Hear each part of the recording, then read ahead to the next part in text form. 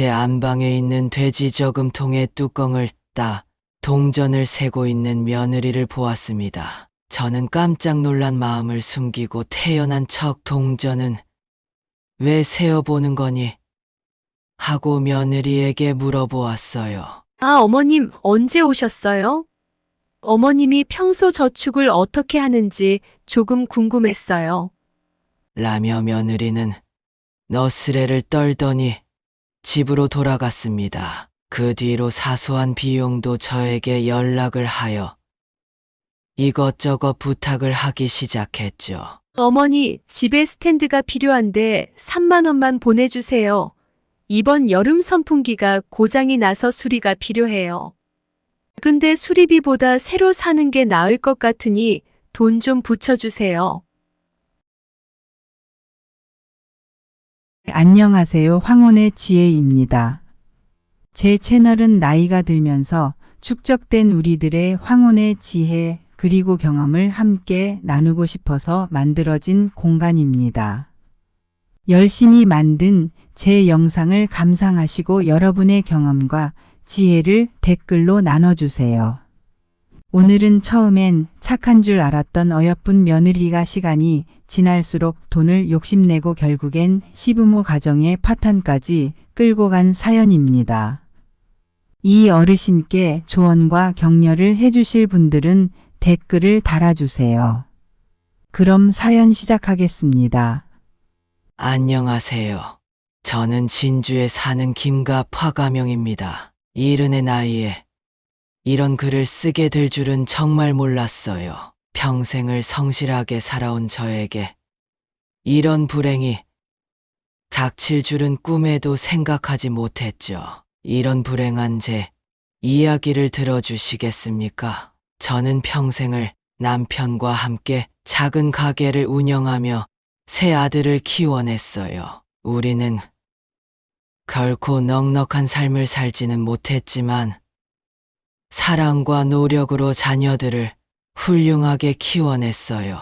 그 중에서도 둘째 아들 민수는 참으로 착하고 성실한 아들이었어요. 민수는 결혼 후에도 우리를 자주 찾아오고 경제적으로도 도움을 주며 늘 효심을 보여주었어요. 그런 민수가 저는 너무나 자랑스러웠죠. 그러나 모든 불행은 민수가 결혼한 후부터 시작되었어요. 처음에는 예의 바르고 다정하게 시부모님을 대하던 며느리는 시간이 지날수록 본색을 드러내기 시작했어요. 며느리의 이상한 모습을 이때 바로 알아차려야 했는데 싶은 사건이 벌어졌어요. 제가 시장을 잠시 다녀오는 사이 강아지를 잠시 봐달라고 며느리에게 부탁을 했더랬죠. 그리고 집으로 복귀를 했고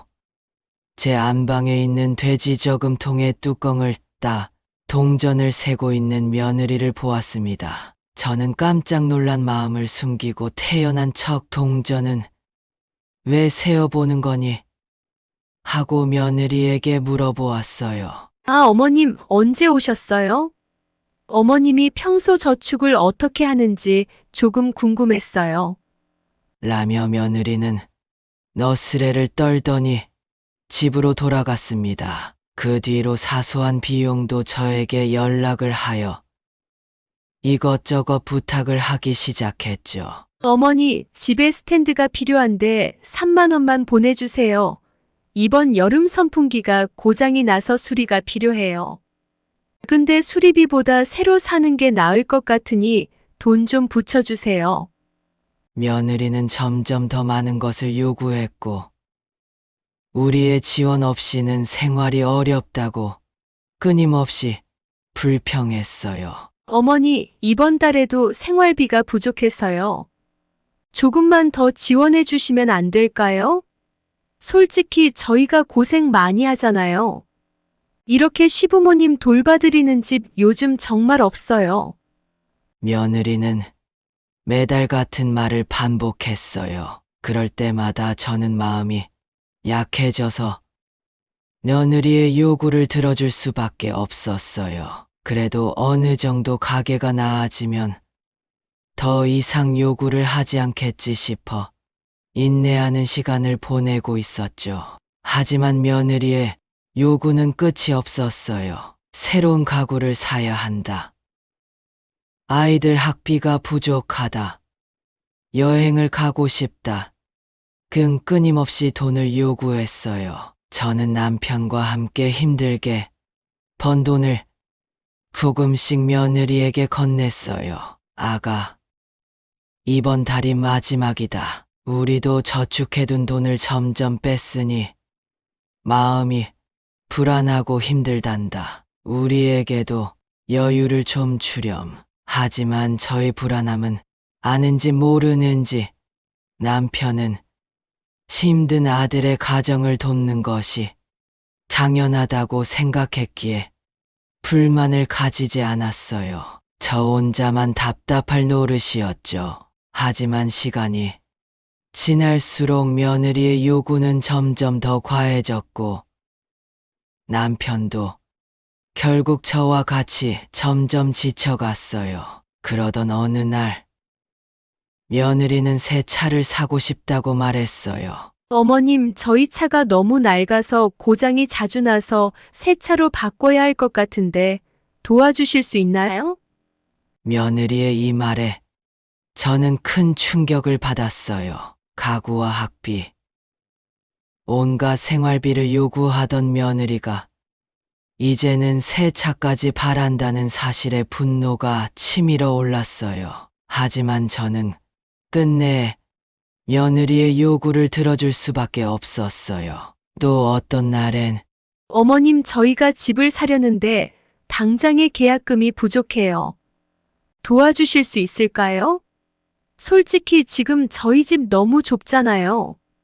며느리의 요구는 점점 더 커져갔고 우리는 더 이상 며느리의 요구를 들어줄 수 없는 상황에 이르렀어요.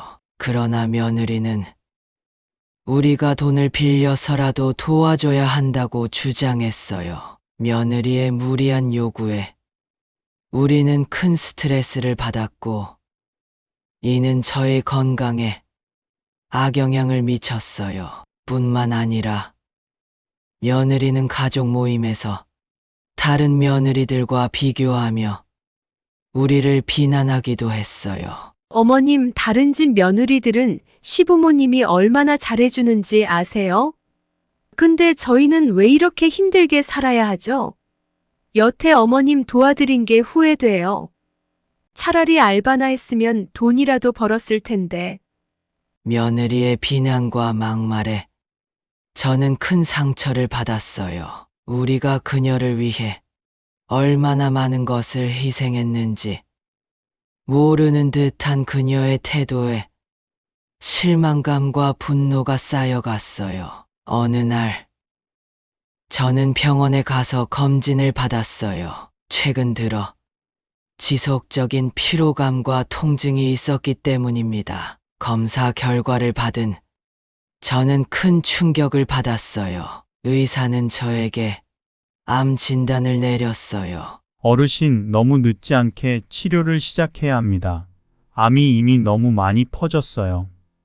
심신의 안정을 취하시고 얼른 수술과 입원 날짜를 잡으셔야 해요.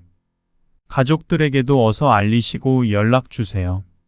집으로 돌아와 며느리에게 이 소식을 전했어요. 아가, 의사 선생님께서 나보고 암이란다. 치료를 받아야 하는데. 그러나 며느리는 냉담하게 반응했어요. 어머니, 치료비는 어떻게 하실 거예요? 우리도 생활비가 빠듯한데. 몸 건강 잘 챙기셨어야죠. 이제 어머님 챙겨드리는 것도 지긋지긋해요.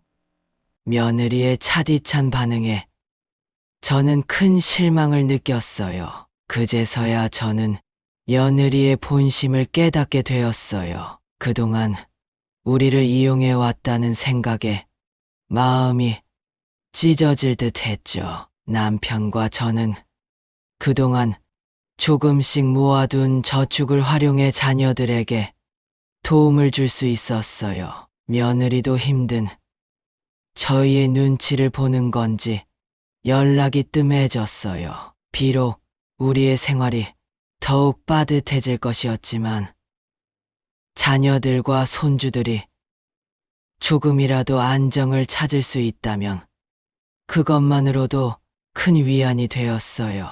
하지만 여전히 불안한 마음은 완전히 가시지 않았어요. 시간이 지날수록 저의 건강은 더욱 악화되었어요. 남편은 동네를 산책하며 소일거리를 찾았지만 그마저도 쉽지 않았어요. 저는 텃밭을 가꾸며 조금이나마 식비를 절약하려 했지만 그 정도로는 부족했어요. 우리의 생활비는 빠듯해졌고 매달 의료비와 생활비를 감당하기조차 힘들어졌죠. 남편은 제 병세가 악화되자 더 이상 소일거리도 하지 못하고 저를 돌보는 데 전념하게 되었어요. 그의 눈에는 언제나 걱정과 슬픔이 가득했어요. 그러던 어느 날 남편도 큰 병에 걸려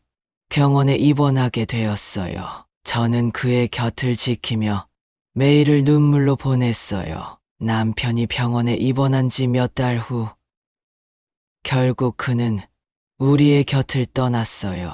그의 빈자리는 너무나도 컸고 저는 혼자서 모든 것을 감당해야 하는 현실에 처하게 되었어요. 자녀들도 여전히 어려운 상황 속에서 각자의 삶을 살아가고 있었기에 저는 그들에게 더 이상 도움을 요청할 수 없었어요. 남편이 떠난 후 저는 깊은 슬픔과 상실감에 빠졌죠. 매일 밤 남편의 빈자리를 느끼며 잠들지 못하고 눈물을 흘렸어요. 그리고 남편의 죽음 이후 며느리의 태도는 더욱 냉담해졌어요. 둘째 아들 민수마저도 며느리의 눈치를 보느라 자주 찾아오지 않았어요. 저는 며느리의 배은망덕한 행동에 분노와 슬픔이 교차하며 고통스러운 나날을 보냈어요. 하지만 남편이 떠나고 얼마 뒤 며느리가 찾아와 저에게 하는 말이 어머님, 혹시 아버님 사망보험금 좀 나오지 않았어요? 제가 알기론 보험을 들어두셨던 걸로 아는데요. 저희가 여태 도와드린 게 얼만데 어떻게 보험금 얘기는 한마디도 안 하세요? 저희 너무 서운해요, 어머님. 그 말을 듣고 저는 이제는 참을 수 없는 화가 터져 며느리를 바로 집에서 내쫓아 버렸습니다. 어느 날 저는 병원에서 재검사를 받았어요. 암이 이미 많이 진행되어 있었어요. 의사는 치료를 서두르지 않으면 위험하다고 경고했어요. 어르신 어쩌다 이 지경까지 버티셨어요. 제가 하루라도 빨리 찾아오시라고 그렇게 연락을 드렸는데 이제는 저희도 손쓸 방도가 없어 보입니다. 통증이라도 완화하는 치료를 받으셔야 해요. 하지만 저는 치료비를 감당할 수 없었어요. 남편이 남긴 유산은 거의 다 소진되었고 남은 돈으로는 생활비조차 버거웠죠. 저는 어쩔 수 없이 둘째 아들 민수에게 도움을 요청하기로 결심했어요. 민수야, 이번에 병원에서 재검사를 받았는데 내가 암이 많이 진행됐단다. 치료를 받으려면 돈이 좀 필요한데 도와줄 수 있겠니? 민수는 당황한 표정을 지었어요. 어머니, 저희도 여유가 없어요. 아내도 요즘 많이 힘들어하고요. 그래도 일단 방법은 찾아볼게요. 그러나 며칠이 지나도 민수에게서 아무 소식도 없었어요. 저는 혼자서 어떻게든 돈을 마련해 보려고 했지만 더 이상 방법이 없었어요. 몸은 점점 쇠약해져 갔고 통증은 날로 심해졌어요. 치료를 받을 수 없는 현실에 절망감이 몰려왔어요. 결국 저는 병원비를 감당할 수 없어 최소한의 치료만 받게 되었어요. 낡은 병실에서 혼자 시간을 보내며 지난 날을 돌아보았어요. 남편과 함께했던 행복한 순간들, 자녀들을 키우며 보냈던 힘든 시절, 그리고 대은망덕한 며느리 때문에 겪어야 했던 고통스러운 시간들, 모든 것이 주마등처럼 스쳐갔어요. 저는 죽음 앞에서 외로움과 슬픔, 분노로 가득 차 있어요. 가족을 위해 희생한 저의 인생이 대은망덕한 며느리 때문에 이렇게 비참하게 끝나게 되다니 너무나도 허망합니다. 이 글을 통해 많은 이들이 저희 슬픔과 분노를 공감해 주시길 바랍니다. 여러분이라면 어떻게 하셨을까요? 어디서부터가 잘못된 일이었는지 모르겠어요. 참으로 비참한 사연이 아닐 수 없네요. 마지막까지 영상을 시청해 주신 분은 그녀에게 위로가 되는 댓글 한마디씩 남겨주세요. 그녀에게 큰 힘이 될 겁니다. 앞으로도 저와 힘든 사연을 함께 들으며 인생의 동행을 해나갈 수 있도록 영상을 만들어 가겠습니다. 그리고 구독과 좋아요 해주시면 너무 감사하겠습니다. 감사합니다.